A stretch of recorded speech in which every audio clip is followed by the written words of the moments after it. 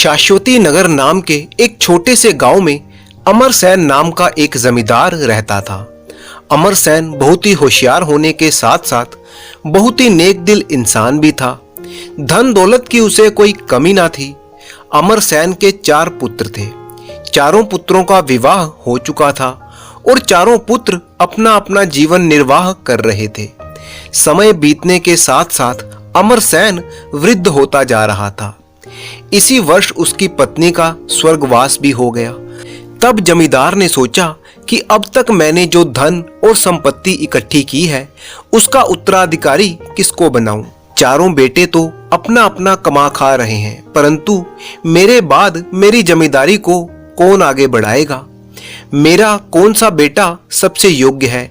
ये निर्णय लेने के लिए जमींदार अमरसेन ने अपने चारों पुत्रों और बहुओं को अपने पास बुलाया और उन्हें एक मुट्ठी गेहूं के दाने पोटली में बांध कर दे दिए और कहा, मेरे बच्चों, अपने बुढ़ापे में मैं तीर्थ यात्रा और भगवत भजन करना चाहता हूँ।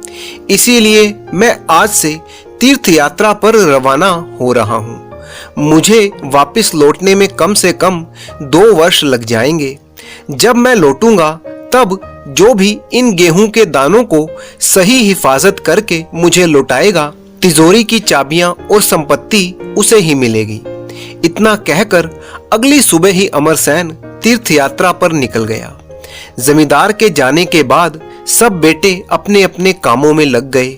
सबसे बड़े बेटे और बहू ने सोचा कि बुढ़ा सठिया गया है, 2 साल तक कौन इस बात को याद रखेगा, और वैसे भी बड़े तो हम ही हैं, तो सारी संपत्ति पर पहला हक तो हमारा ही है। ऐसा सोचकर उन्होंने वो गेहूं के दानों की पोटली कूड़ेदान में फेंक दी। इसके बाद दूसरे बेटे और बहू सोचने लगे कि पिताजी ने कहा है कि इन गेहूं के दानों को हिफाजत से रखना, तो क्यों ना हम इन्हें अपनी तिजोरी में रख दें। वहां ये पोटली बिल्कुल सुरक्षित रहेगी। जब पिताजी वापस आएंगे तो उन्हें लौटा देंगे और संपत्ति हमारी हो जाएगी। ये सोचकर उन्होंने गेहूं के दानों की पोटली को अपनी तिजोरी में बंद कर दिया। तीसरे बेटे और बहू आपस में कहने लगे कि इस पोटली को संभालना तो बहुत ही मुश्किल काम है।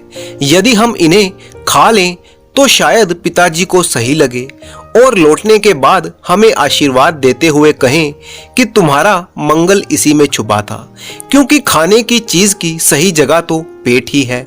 ऐसा मानकर उन्होंने गेहूं के दानों को पिसवाकर उसकी रोटी बनाकर खा ली। अब बारी थी सबसे छोटे बहू और बेटे की। छोटे बेटे की पत्नी बहुत ही समझदार और होशियार थी। उसने कहा कि पिताजी ने हमें ये गेहूं की पोटली दी है तो हमें इसका सही इस्तेमाल करना चाहिए, क्योंकि हम किसान हैं तो किसान का धर्म खेती करना है, तो हमें ये गेहूं के दाने खेतों में बोने चाहिए। छोटे भाई को भी ये बात जच गई। उन्होंने गेहूं के दाने जमीन में बो दिए और कुछ समय बाद गेहूं की शानदार फसल खेतों में लहलहाने लगी। उन्होंने फसल काटी और बोरियों में भरकर उसे सुरक्षित गोदाम में रखवा दिया। 2 साल बाद जब जमींदार अमरसेन वापस लौटा तो सबसे पहले उसने अपने बेटों को बुलाया और उनसे गेहूं की पोटली के बारे में पूछा। ये सुनकर सबसे बड़ा बेटा तो बहुत ही शर्मिंदा हुआ, क्योंकि उसने वो पोटली बेकार समझकर फेंक दी थी। दूसरे बेटे ने बताया कि उन्होंने वो दाने खा लिए हैं।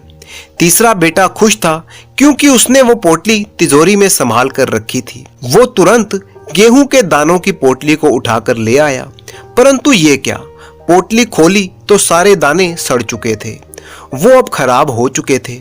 उसे भी शर्मिंदा होना पड़ा, क्योंकि वो भी गेहूं की पोटली सुरक्षित ना रख सका था। अंत में सबसे छोटे बेटे ने कहा, पिताजी, आपने जो गेहूं की पोटली हमें दी थी वो गेहूं के दाने अब 50 बोरी गेहूं बन चुकी है और गोदाम में बिल्कुल सुरक्षित रखी है। उन पर सिर्फ आपका ही हक है।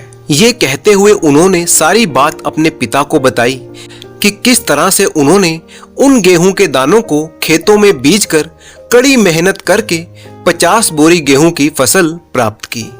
अपने छोटे बेटे और बहू की मेहनत और समझदारी को देखकर जमींदार ने बिना देरी किए तिजोरी की चाबियां उन्हें सौंप दी और कहा कि मेरी संपत्ति के असल हकदार तुम लोग ही हो।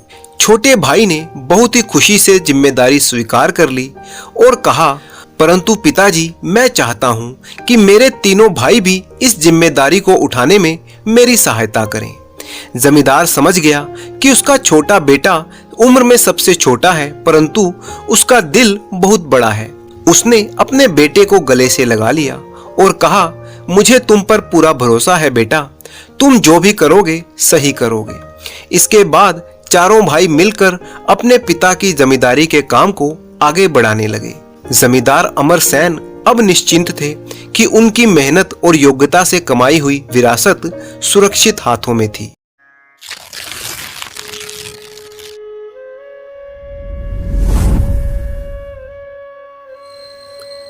धनोहर रंगापुर का निवासी था। जब वो 20 साल की उम्र का हुआ तो एक नाव दुर्घटना में उसके माता पिता की मृत्यु हो गई। धनोहर को सब लोग धानु कहकर पुकारते थे। माँ बाप की मृत्यु के बाद धानु के पास जीने का कोई सहारा ना था। उसके पिता के एक दोस्त रतन ने उसे अपने घर में जगह दी। रतन की सलाह मानकर ही उसने उन्हीं से कर्जा लिया और 4 बकरियां खरीदी। उन्हें चारा खिलाकर बड़ा किया। कुछ ही दिनों में वो बकरियां बिल्कुल स्वस्थ दिखने लगी। फिर एक दिन उन्हें बेच दिया और रतन का कर्जा भी चुका दिया। जो रकम बच गई उससे धानु ने 4 और बकरियां खरीद ली। अब उसके जीने की समस्या का समाधान हो चुका था। वो कुछ दिनों में ही और बकरियां खरीद कर ले आया और उन्हें बड़ा करके बेच देता है। थोड़े ही दिनों में लोग उसे बकरी वाला धानु कहने लगते हैं। 2 साल में ही उसके व्यापार में अच्छी बढ़ोतरी होने लगी। अब उसकी उम्र ब्याह लायक हो चुकी थी। उसके एक दूर के चाचा ने उसका ब्याह लक्ष्मी नाम की एक लड़की से करवा दिया। लक्ष्मी एक गरीब परिवार से आई थी, परंतु वह बहुत ही गुणी और संस्कारी लड़की थी। लक्ष्मी जीव जंतु और जानवरों से जान से भी ज्यादा प्यार करती थी। उसे अपने पति का ये व्यापार अच्छा नहीं लगता था। अभी वो नई नई आई थी, इसीलिए पति को कुछ कह भी नहीं सकती थी, परंतु मन ही मन में उसे ये चिंता लगी रहती थी। कुछ दिनों बाद लक्ष्मी ने पति के सामने हिम्मत जुटाकर व्यापार के बारे में अपनी बात रखी। तब धानु ने उससे कहा, अरे भाग्यवान, ये तो व्यापार है, इसमें इतना सोचना क्या, वैसे भी कोई दूसरा रास्ता भी तो नहीं है। पति की बात सुनकर लक्ष्मी चुप रह गई। एक दिन पति जब हाट से लौटा और नहा धोकर आया, तब लक्ष्मी ने कहा, सुनो जी, आप जिस बकरे को बेचकर आए हैं उसे तो आप बहुत ही प्यार करते थे, तो फिर कसाई के हाथों उसे कैसे सौंप आए? वो मोटा था और सुंदर था, इसीलिए उसके अच्छे दाम मिल रहे थे तो मैं उसे बेच आया। आपके ऐसे कठोर स्वभाव के कारण ही हमारी आज तक कोई संतान पैदा नहीं हुई। आप भी कसाई से कम नहीं हैं। जिंदा रहने के तो कितने ही तरीके हैं। 2 एकड़ जमीन पट्टे पर लेकर उस पर खेती करें और साथ में कुछ गायें पाल लें और दूध का व्यापार करें तो हमारा जीवन आराम से कट जाएगा। धानु ने गुस्से में आकर कहा, अपनी बकवास बंद करो, मुझे तुम्हारी सलाह की जरूरत नहीं है। मैं कमा रहा हूं और तुम्हें घर चलाने लायक पैसे दे रहा हूं।